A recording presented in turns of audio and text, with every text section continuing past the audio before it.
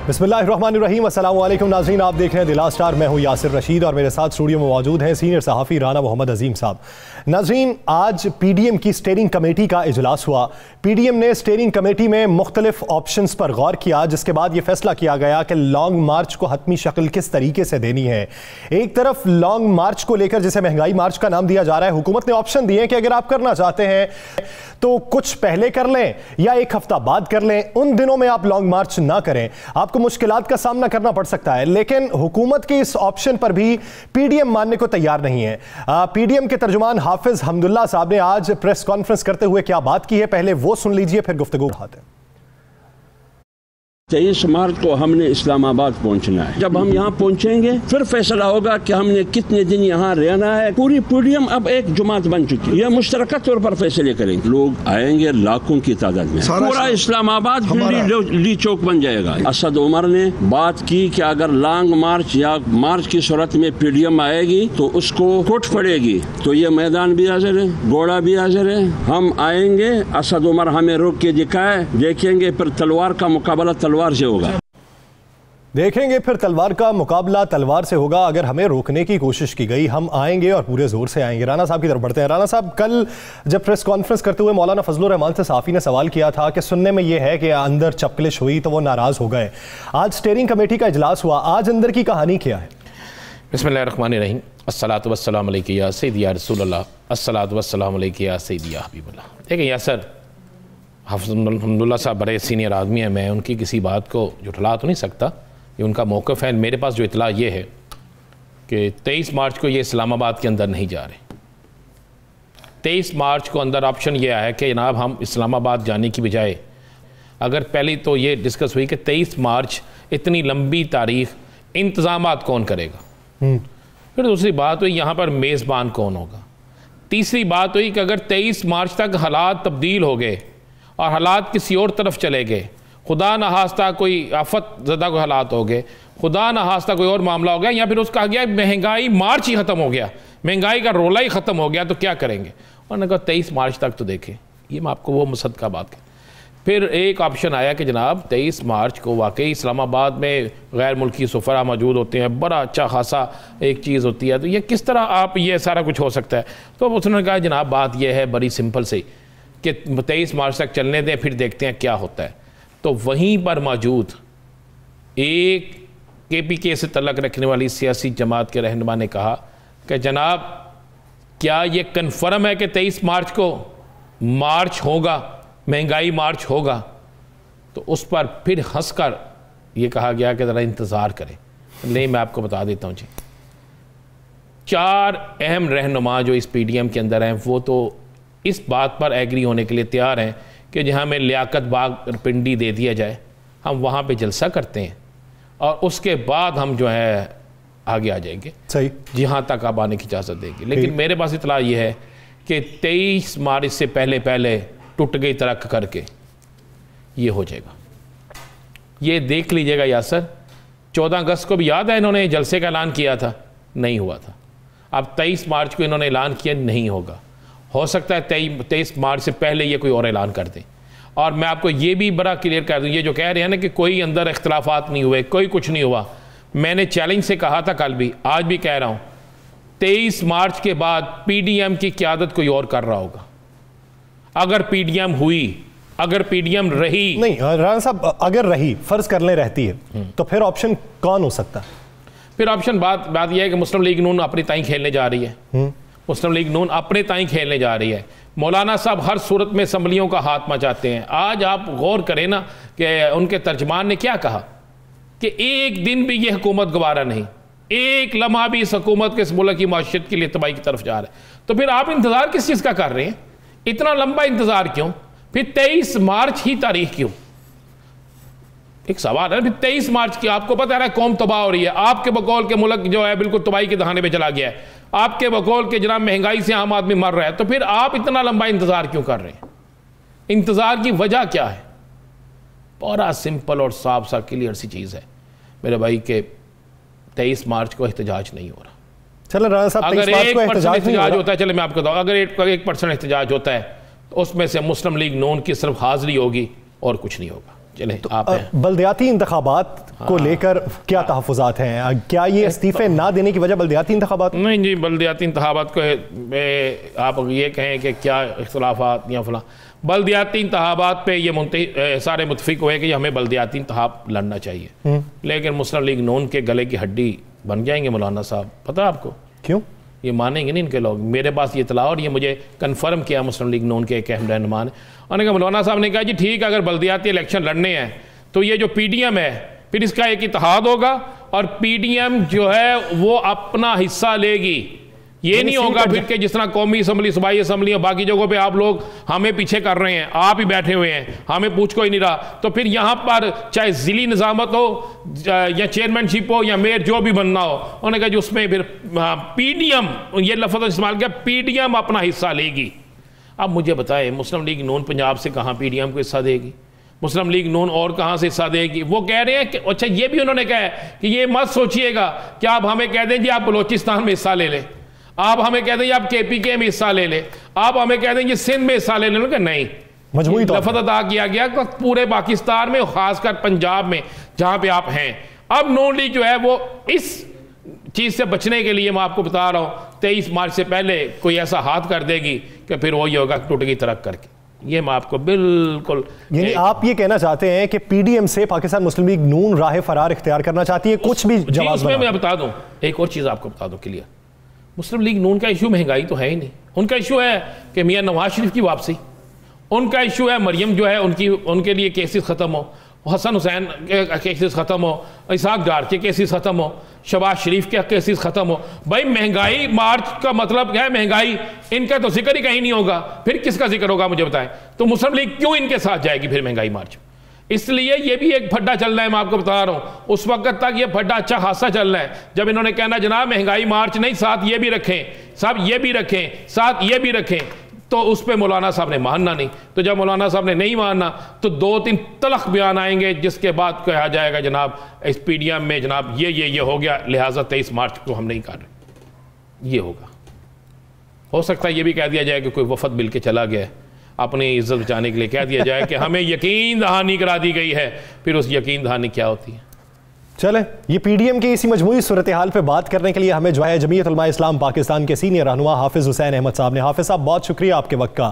حافظ صاحب P D M کی اندرونی کہانی آپ نے رانا صاحب کی زبانی سن لی ہے. کچھ حکومتی اشارے بھی آپ کو سنواتے ہیں کہ حکومت نے پی ڈی ایم کا جو فیصلہ تھا 23 مارچ کے حوالے سے اس پہ کیا کہا ہے. شیخ رشید صاحب کی گفتگو ذرا ملاحظہ کر لیتے ہیں پھر آپ کی طرف آتا ہوں میں. 4 مہینے تک انشاءاللہ تعالی عمران خان اس مہنگائی کو بھی کنٹرول کرنے کی پوزیشن میں ہوں گے. اسلام آباد کے بعض راستے بند کر دیے جاتے ہیں اور پھر اپوزیشن یہ اعتراض نہ کرے کہ ہمارے راستوں کو بند کیا گیا. اس کو 15 دن پہلے لے آئیں یا 7 دن بعد لے جائیں. کوئی نگران حکومت نہیں آ رہی جی. نگران حکومت کیسے آئے گی؟ عمران خان انشاءاللہ تعالی اپنے 5 سال پورے کرے گا.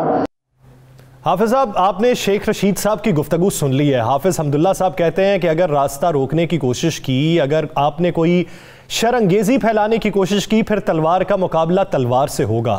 کیا آپ کو یہ لگتا ہے کہ 23 مارچ کو جس مہنگائی مارچ کا اعلان کیا جا رہا ہے اس کی کوئی حقیقت بھی ہے؟ بسم اللہ الرحمن الرحیم. یاسر بھائی، ابھی رانا صاحب نے تو اجلاس کے بعد کی کہانی سنائی.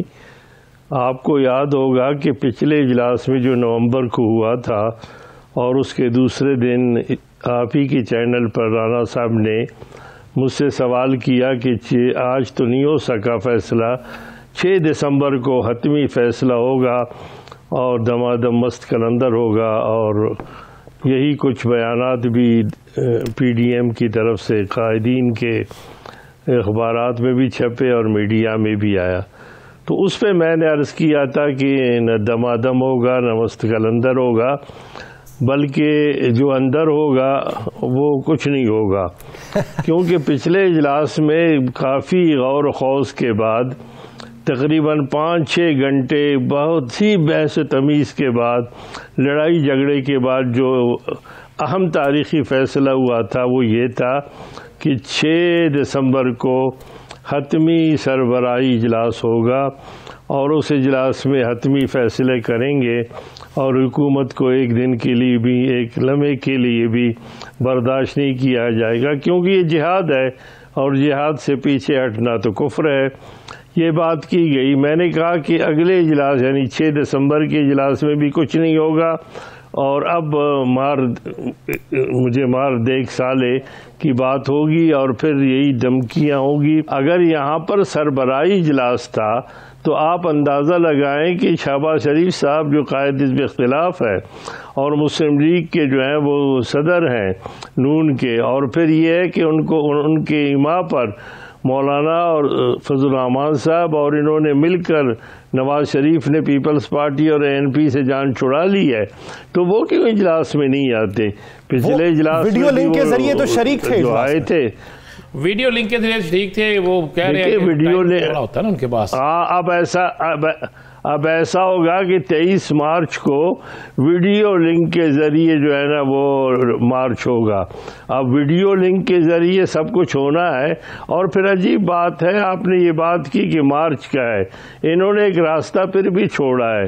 میں نے تمام اخبارات اور تمام چینل تقریباً دیکھے، مارچ تو رکھا ہے اس میں، لیکن سال کا ذکر نہیں ہے۔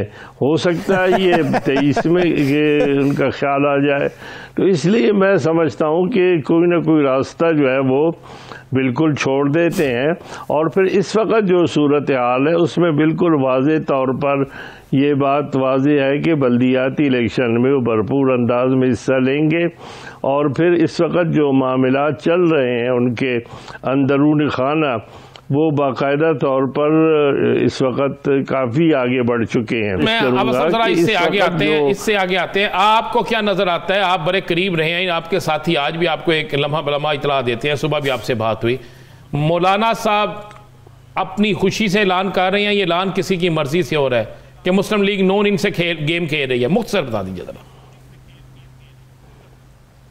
دیکھیے، گزارش یہ ہے کہ جس طرح ویڈیو لنک پہ خود نواز شریف صاحب تشریف لاتے ہیں، آپ بالکل یہی سمجھے کہ جو نواز شریف صاحب کی سوچ ہے وہ مولانا صاحب کے اسپیکر سے جو ہے وہ لوگوں تک پہنچائی جا رہی ہے۔ بالکل 100% یہی بات ہے، اور اس وقت جو مولانا صاحب جو کچھ کر رہے ہیں وہ اچھی طرح جانتے ہیں، بڑے زیرک ہیں، بڑے ماشاءاللہ ہوشیار ہیں، اور وہ بالکل اسی انداز میں جانتے ہیں کہ ان کے ساتھ ہاتھ ہو رہا ہے، لیکن اگر وہ اس وقت تک کھڑے ہیں اور کھڑے رہے ہیں وہ صرف نواز شریف صاحب کی عنایات، نواز شریف صاحب کے احکامات، نواز شریف صاحب کی چمک اور دیگر حوالوں سے ہے۔ اور میں تو داد دیتا ہوں مولانا فضل الرحمان صاحب کو، کیونکہ ہم نے 30-40 سال اکٹھے کام کیا ہے، یعنی 6-6 گھنٹے کے اجلاس میں کچھ بھی فیصلہ نہیں ہوتا، لیکن وہ بڑے حوصلے کے ساتھ میڈیا میں آ کر جو بریفنگ دیتے اور رائی کو پہاڑ بنا لیتے ہیں، وہ تو تمام تر میڈیا بھی جانتا ہے اور عوام بھی جانتے ہیں۔ تو میں سمجھتا ہوں کہ اب اگلے یعنی اس سال تو معاملہ رہ گیا، اب اگلے سال میں بھی آپ دیکھیں گے بالکل ہم یہی کہیں گے کہ 23 مارچ کو اس حوالے سے وہی ہوگا جو 14 اگست کو کے جلسے کا ہوا تھا۔ 23 مارچ کے جلسے کا بھی وہی ہوگا جو 14 اگست کے جلسے کا ہوا تھا، اور اس سے پہلے جو بیانات PDM کی جانب سے دیے گئے، عوام تک پہنچائے گئے، جس پر عمل درآمد نہیں ہو سکا، تو اس بار بھی نتائج آپ کو ویسے ہی لگتے ہیں۔ بہت شکریہ حافظ حسین احمد صاحب اس حوالے سے اپنا وقت دینے کے لیے۔ ناظرین، دیگر صورت حال پہ بات کریں گے ایک شارٹ بریک کے بعد، کہیں نہیں جائے گا، اسٹے ود اس۔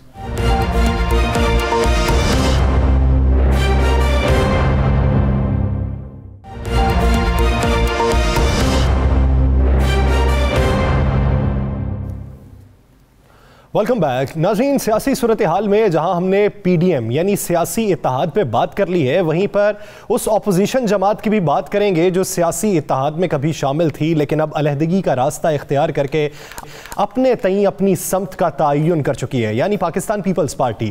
NA 133 کے نتائج تو آ گئے، جس پر خوشی کے شادیانے بھی پاکستان پیپلز پارٹی کے طرف سے بجائے گئے، حالانکہ وہ ہار گئے تھے، لیکن جو ووٹ بینک ان کا بڑا ہے اس کے بعد انہوں نے اپنی نئی سمت سمت کا تعین کیا کیا ہے، اس کے بعد ان کے نئے گول کیا ہیں جسے اچیو کرنے کی ضرورت ہے؟ بلاول ہاؤس لاہور جو ہے کیا یہ سیاست کا مرکز بن چکا ہے یا پھر آنے والے دنوں میں بنے گا؟ رانا صاحب کی طرف بڑھتے ہیں۔ رانا صاحب، پیپلز پارٹی کا نیا گول کیا ہے؟ گول وہ جسے وہ اچیو کرتے ہوئے بھی دکھائی دیتے ہیں۔ یاسر میں آپ کو یہ بتاتا ہوں، دیکھیں پر ہی کمال انہوں نے گیم کھیل لی ہے۔ لاہور میں الیکشن لڑا، انہوں نے کہا جی ہم لاہور کا وہ سینٹر پنجاب جسے آپ کہتے ہیں، انہوں نے کہا جی ہم نے یہاں پہ اپنا لوہا منوا لیا، 5000 کچھ ووٹوں سے ہم 32,000 تک چلے گئے۔ زرداری صاحب نے کل جشن منایا، زرداری صاحب نے کل ایک لفظ استعمال کیا کہ ہم گلی گلی ان سے لڑیں گے، محلے محلے ان سے لڑیں گے۔ یاسر یاد ہے نا یہ؟ جی۔ اب ان کا اگلا ٹارگٹ کیا ہے یاسر؟ اب ان کی اس وقت پوری بلاول ہاؤس کی ٹیم جو ہے وہ خانے وال میں موجود ہے، کسی کا اس طرف دھیان نہیں جا رہا، ہم آج آپ کو یہ چیز بریک کرتے ہیں۔ اب وہ ہے جنوبی پنجاب جس پہ بڑا ڈیپینڈ کرتے ہیں۔ انہوں نے یہ تو بتا دیا کہ اس طرف ہمارا ووٹ بینک اوپر آ گیا، اب یہ بتائیں گے کہ جنوبی پنجاب میں بھی ہمارا ووٹ بینک اوپر آ گیا۔ جنوبی پنجاب کا ایک حلقہ ہے 206، حلقہ 206 ہے پی پی، جہاں سے نشاط ڈاہا مرحوم فوت ہوئے، وہاں پہ الیکشن ہو رہے ہیں۔ اچھا ساری دنیا سمجھ رہی ہے کہ وہ الیکشن مسلم لیگ نون اور تحریک انصاف میں ہو رہا ہے۔ اس الیکشن میں جو ہے نوشین صاحبہ جو ہے نشاط ڈاہا صاحب کی جو بیوہ ہیں وہ لڑ رہی ہیں، اس کے بعد یہ لڑ رہی ہیں تحریک انصاف سے، مسلم لیگ نون سے وہاں پہ رانا سلیم الیکشن لڑ رہے ہیں، ٹی ایل پی سے وہاں پہ جو ہے وہ حاجی شکیل صاحب الیکشن لڑ رہے ہیں، اور پیپلز پارٹی سے سید واسق صاحب جو ہیں یہ الیکشن لڑ رہے ہیں۔ اب ذرا کس طریقے سے ان کا وہ بنتا ہے یاسر؟ اب زرداری صاحب نے ٹاسک دے دیا ہے ساری پیپلز پارٹی کو کہ بیٹھ جو وہاں جا کے، اس وقت وہاں بلاول ہاؤس کی ٹیم بیٹھی ہوئی ہے جو سارا اس کو دیکھ رہی ہے۔ سابقہ الیکشن میں مختصر آپ کو بتا، سابقہ الیکشن میں اس حلقے سے جو پیپلز پارٹی کا امیدوار تھا اس کو ووٹ پڑے تھے 5000، ٹھیک ہے، ہر جگہ 5000 جی بالکل میں بتاتا ہوں، ان کو جو پورے ووٹ تھے پیپلز پارٹی کے امیدوار کو پاکستان وہ پڑے تھے 5773،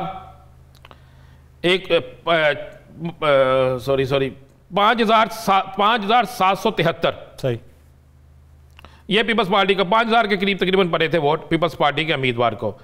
اب وہاں پر جو اس وقت صورتحال ہے، نہیں سوری 6000 پڑے تھے جی، 6000 صحیح، 6020 ووٹ پڑے تھے، 620 یہ ووٹ پڑے تھے۔ اب ان کا وہی امیدوار ہے، اب وہاں پر ان کا ٹارگٹ ہے 10 سے 12,000 ووٹ لینے کا، جیتنا نہیں انہوں نے کہا کہ ہم وہاں پہ 10 سے 12,000 ووٹ لیں گے، یہ باقاعدہ میں آپ کو بتا رہا ہوں۔ اس حلقے میں چلے جائیں، اتنے بینر لگے ہوئے پیپلز پارٹی کے امیدوار کے کہ لگتا ہے الیکشن ہی صرف اس کا ہے۔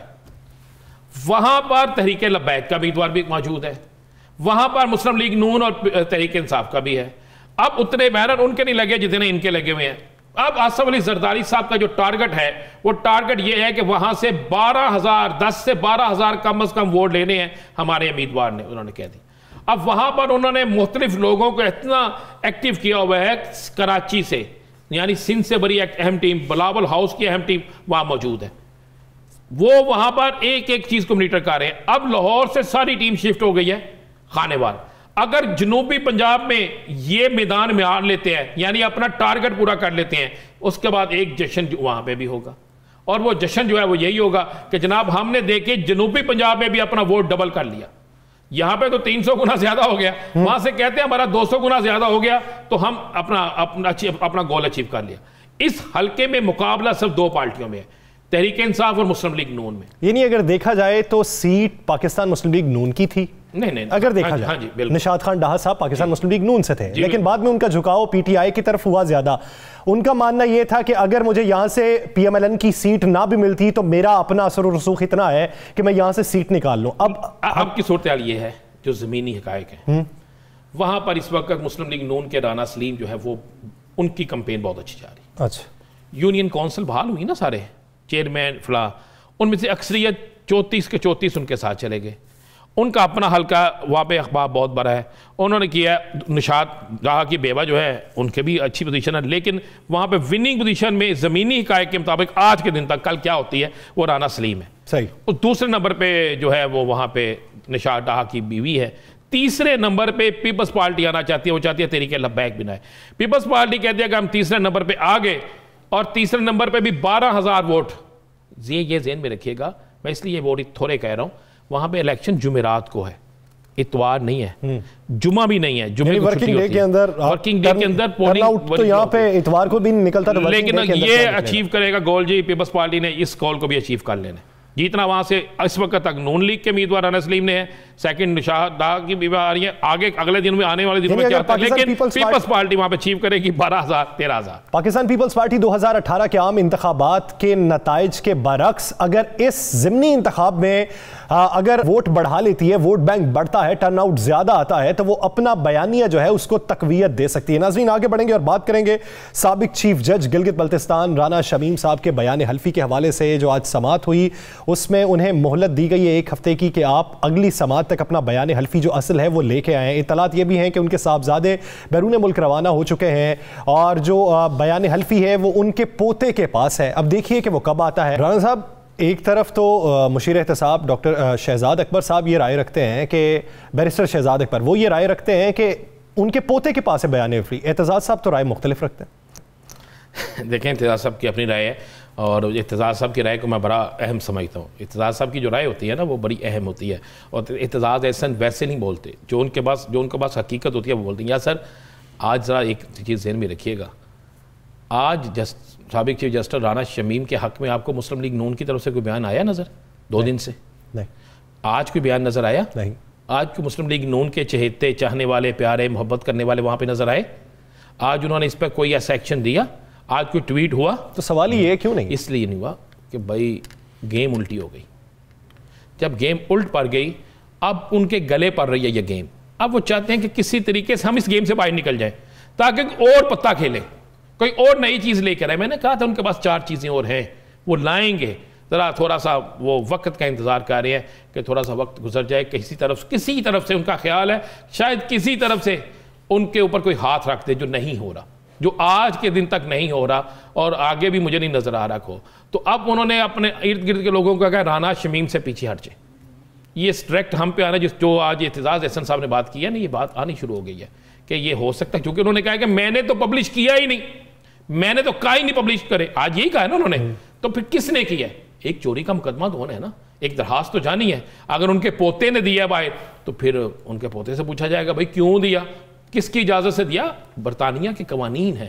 اگر اس کے پوتے نے نہیں دیا تو گھر کے کسی جگہ سے نکال لیا ہے. اگر نوٹری جو ہے اس نے نوٹری پبلک والا جو ہے اس نے اگر دیا ہے, اس نے کس حیثیت سے دیا, اور اگر واقعی جو بات انہوں نے کہہ دی ہے اعتزاز احسن نے وہ سچ ہے تو پھر بھی تو پھندا تو بنے گا نا. تو لہٰذا مسلم لیگ نون اب اس سے باہر نکلنا چاہتی ہے, اس لیے نون لیگ والوں نے اس پر اپنی زبان بندی کر لی ہے, خاموشی اختیار کر لی. اب کوئی نہیں کہہ رہا جناب وہاں پہ یہ فیصلہ ہو رہا ہے یہ کرنے, کوئی کہہ رہا نہیں. تو 4 5 6 21 پریس کانفرنسیں تھی, 21 پریس کانفرنسیں.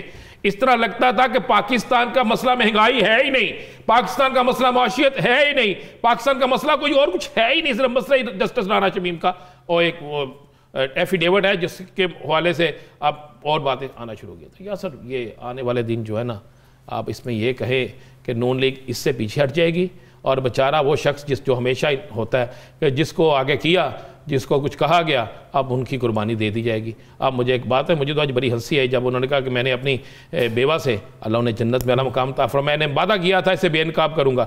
بھائی ان کی وفات کے بعد وعدہ کیا تھا بے نقاب کروں گا, اسی وقت کر کے ضمیر تو جاگتا ہے. یہ کیسا ضمیر ہے کہ جو جاگا بھی اس وقت جس وقت بڑے حالات چینج ہو چکے تھے. تو بہت سی چیزیں نکلیں گی. اور میں یہ بھی جو آج ہوا نا, جسے مسترد کر دیا عدالت عالیہ نے کہ جی میرے پوتے کو دھمکیاں دی جا رہی ہیں. آج پوتا آ گیا ہے, اب پوتے کے بعد کوئی اور بھی آ جائے گا, چلے میں آپ کو نئی بات دے دیتا ہوں. اب کہا جائے گا اس کو بھی دھمکیاں ملی ہیں. اور میں ابھی یہ بھی بتا دوں, یہ بھی شاید ہو سکتا ہے 2 دن تک کہا جائے کہ میری گاڑی کا بھی پیچھا کیا گیا, اور وہ پیچھا کرنے جی کچھ اداروں پہ الزام لگانے کی کوشش کریں گے نا. تو یہ سارا ایک پلان ہے, مسلم لیگ نون اس سے بھاگ گئی ہے. دیکھتے ہیں کہ اس کے مزید پردے کون سے کھلتے ہیں, کون سی پرتیں اترتی ہیں, کیس کون سا رنگ اختیار کرتا ہے, اور پاکستان مسلم لیگ نون مستقبل قریب میں اس پہ سٹینڈز کیا اپناتی ہے. ناظرین دیگر ایشوز پہ بات کریں گے, بریک کے بعد کہیں نہیں جائے گا. اسٹے ود اس.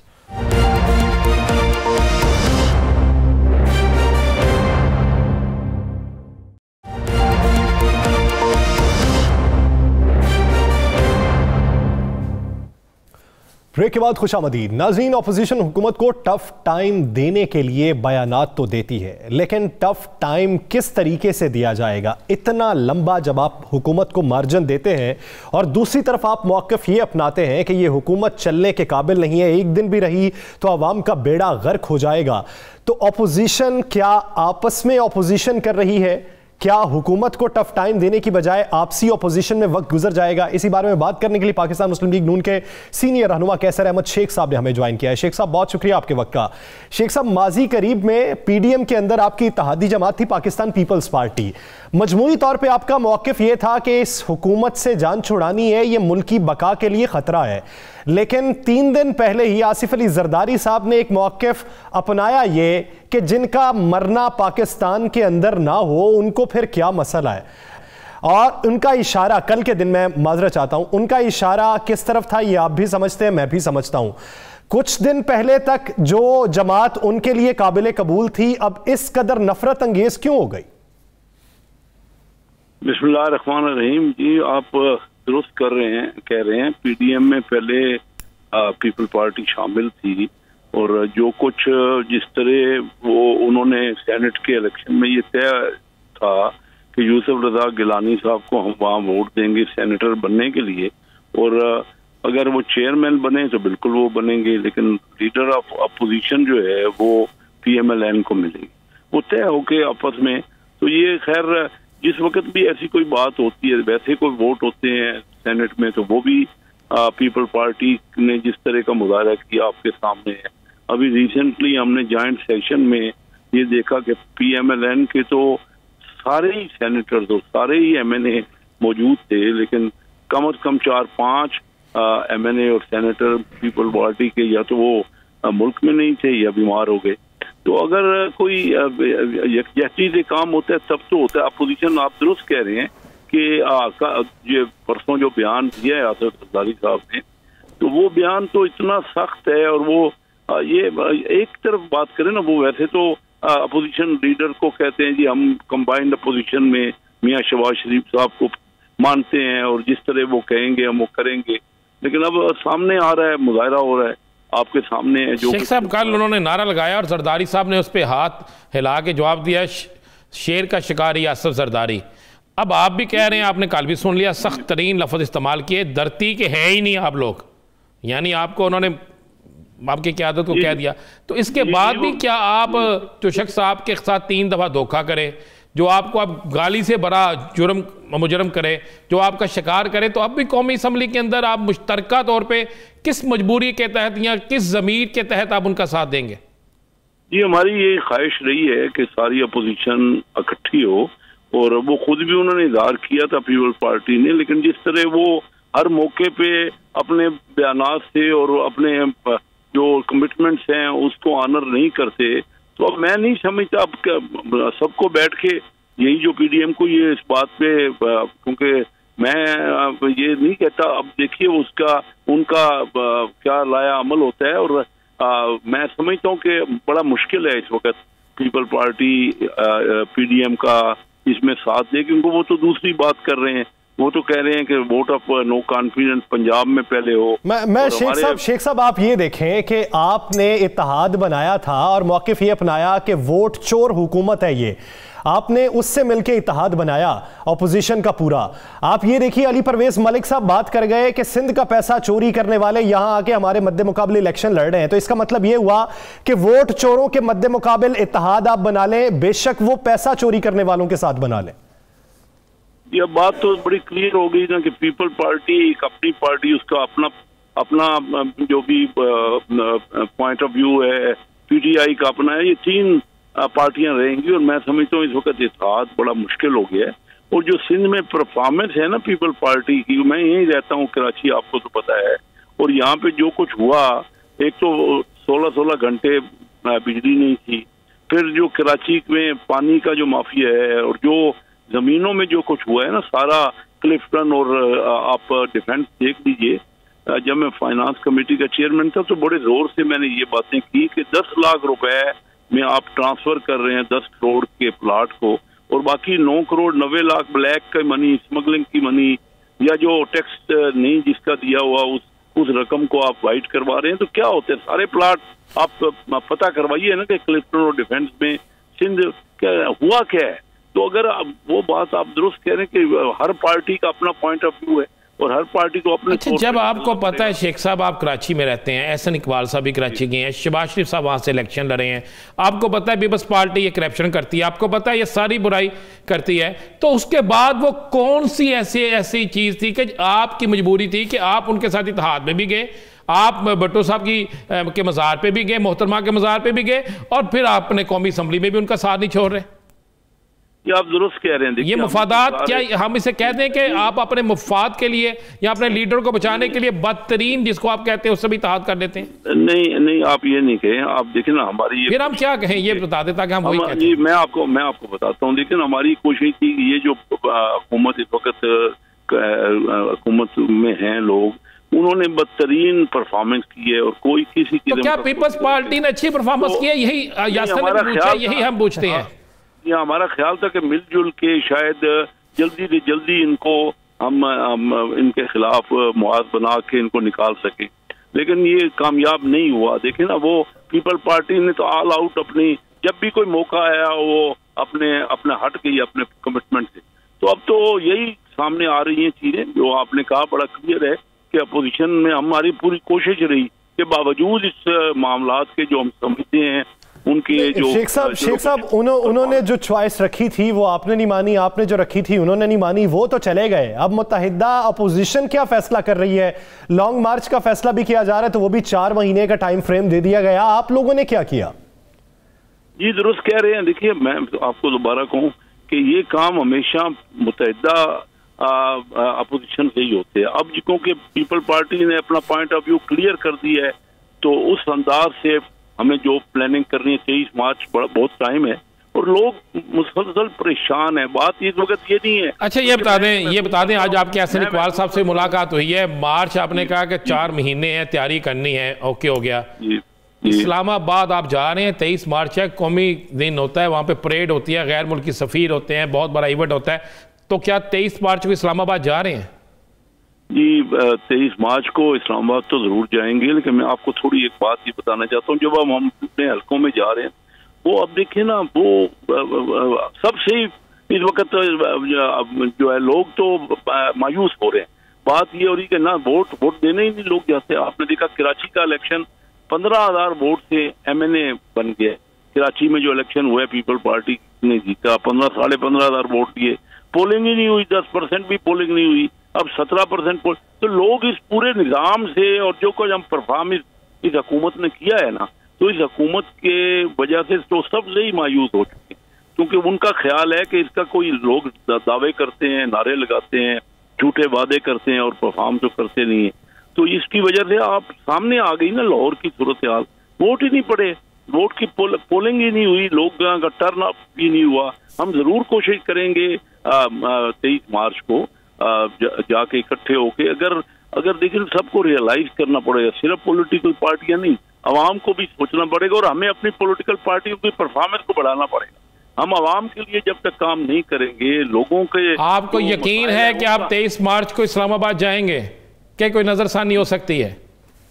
نہیں, جس طرح پوری پارٹیاں فیصلہ کریں گے PDM تو وہی ہوگا نا جی. وہ تو آپ کے سامنے انہوں نے کل یہ کہا ہے کہ ہم جائیں گے, تو اگر وہی فیصلہ PDM کے پلیٹ فارم سے جو کچھ فیصلہ کیا جائے گا اسی پر منوان عمل کیا جائے گا. اور یہ ضروری ہے کہ عوام کے مسائل کے اوپر اگر سیاسی قائدین باہر نکلیں تو اس کا ثمر کچھ مل سکتا ہے. بہت شکریہ کیسر احمد شیخ صاحب اس حوالے سے اپنا وقت دینے کے لیے. ناظرین جس پہ بات کریں گے ایک شارٹ بریک کے بعد, کہیں نہیں جائے گا, stay with us.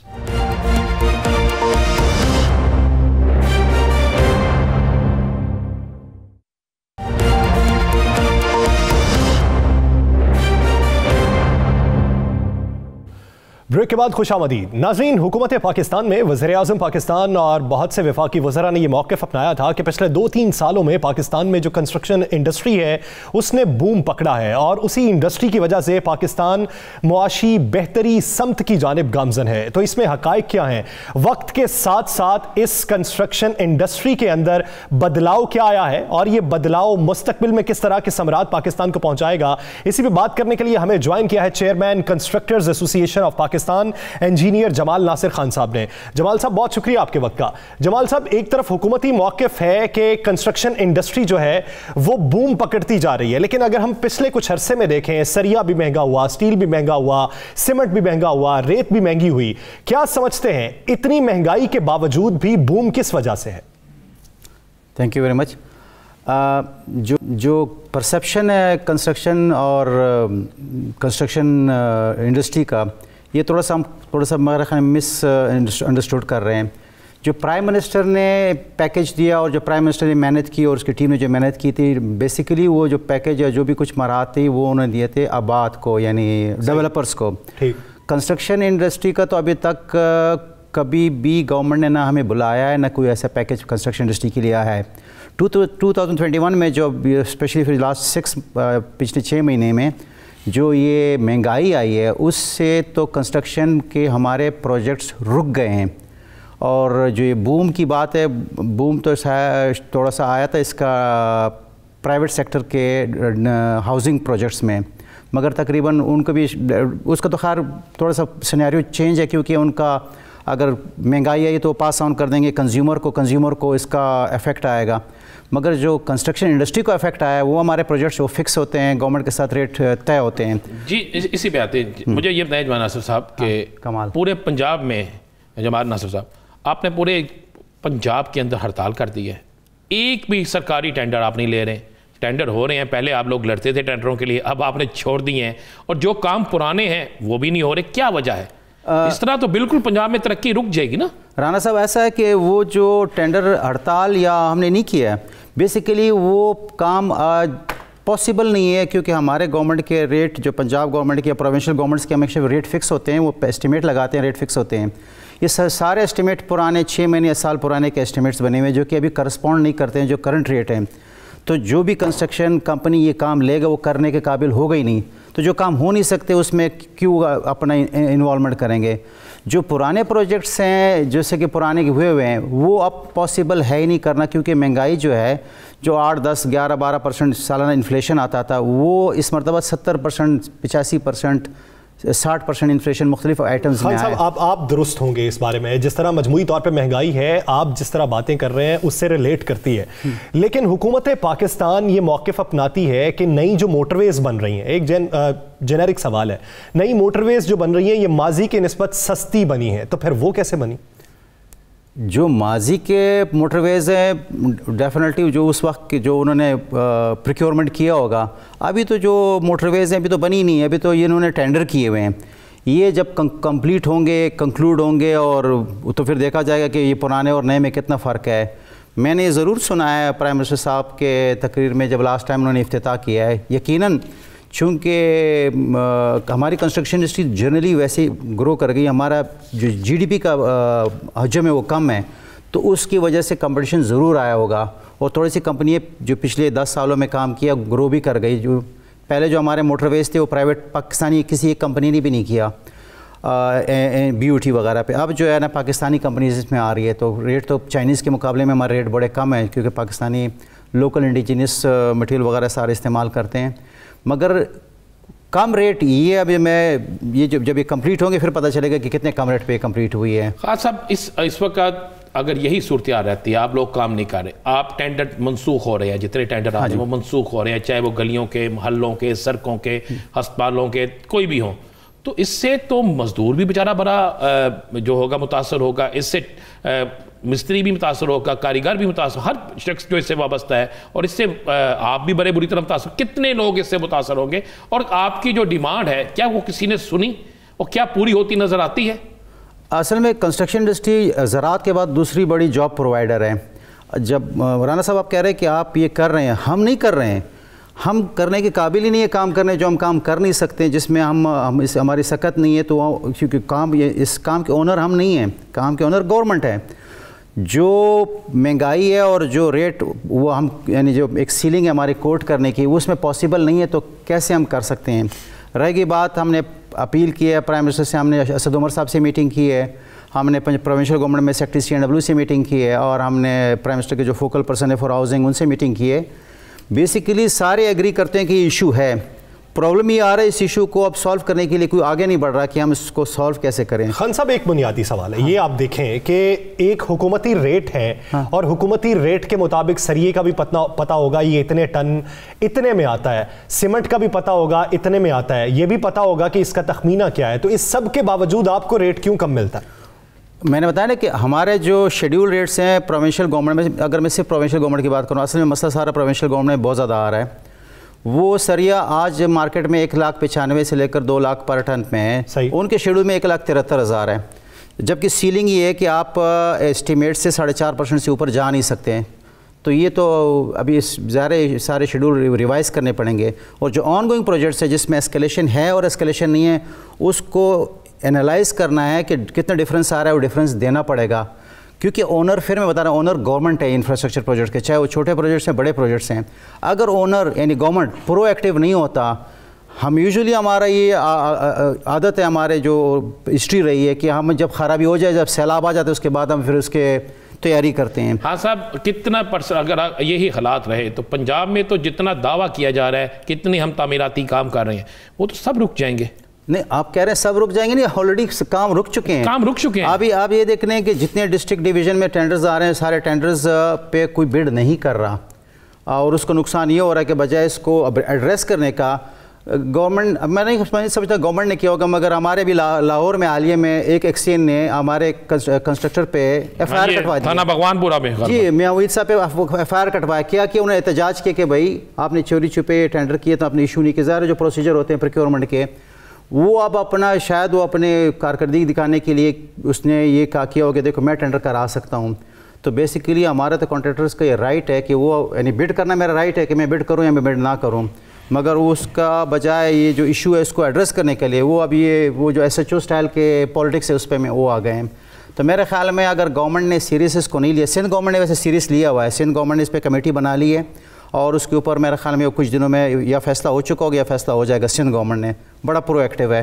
Punjab government का हमने चीफ मिनिस्टर पंजाब से टाइम मांगा हुआ है, देखें 1 हफ्ता तो हो चुका है, टाइम हमें मिला नहीं। अगर टाइम नहीं मिला, खान साहब आप क्या समझते हैं ब्यूरोक्रेसी आपके दरमियान में आती है जब आपने टेंडर्स लेने होते हैं, ब्यूरोक्रेसी का किरदार ऐसा है कि वो हुकूमत को सही से ब्रीफ नहीं कर पा रही या फिर हुकूमत समझना नहीं चाह रही?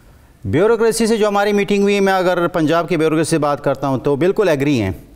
अब चूँकि ये फैसला बड़ा है तो वो चाहते हैं कि गवर्नमेंट इसका फैसला करे, क्योंकि ख़ुद वो आजकल एक नया हमारा प्रॉब्लम है कि हर एक जो भी काम ना करना चाहिए वो कहते हैं नैब के, फिर हम क्या जवाब देंगे। नैब एक अजीब, नैब एक अलग एक इम्पेंडेमेंट है हमारे डेवलपमेंट के लिए, मगर जिन से हमारी मीटिंग हुई सब एग्री करते हैं कि भाई हमारे प्रोजेक्ट नहीं चल सकते हैं, ये प्रोजेक्ट रुक जाएंगे, हमसे डेवलपमेंट बजट खर्च नहीं होना, और ज़ाहिर इसका फ़ौरन फैसला होना चाहिए। और फैसला मेरे ख्याल में हमने फेडरल लेवल पे किया है तो फेडरल गवर्नमेंट की तरफ देख रहे हैं, प्रोविंशियल लेवल पे हमने किया है। लास्ट टाइम सेक्रेटरी CNW से मीटिंग बुलाई। उम्मीद करते हैं कि हुकूमत पंजाब और हुकूमत पाकिस्तान अगर बेहतरी चाहती है इस इंडस्ट्री के हवाले से और जिस तरह के उनके बयानात हैं, तो फिर जनवन मसाइल जो हैं उनको भी हल करना होगा ताकि कुली तौर पर आप एक साजगार फ़ज़ा बना सकें जिससे बेहतरी वकूफ़ पज़ीर हो सके। बहुत शुक्रिया इंजीनियर जमाल नासिर खान साहब इस हवाले से अपना वक्त देने के लिए। नाज़िर स्टार से मुझे और राना अजीम साहब को दीजिए इजाज़त। अपना बहुत सा ख्याल रखिएगा। अल्लाह निगहबान। Thank you.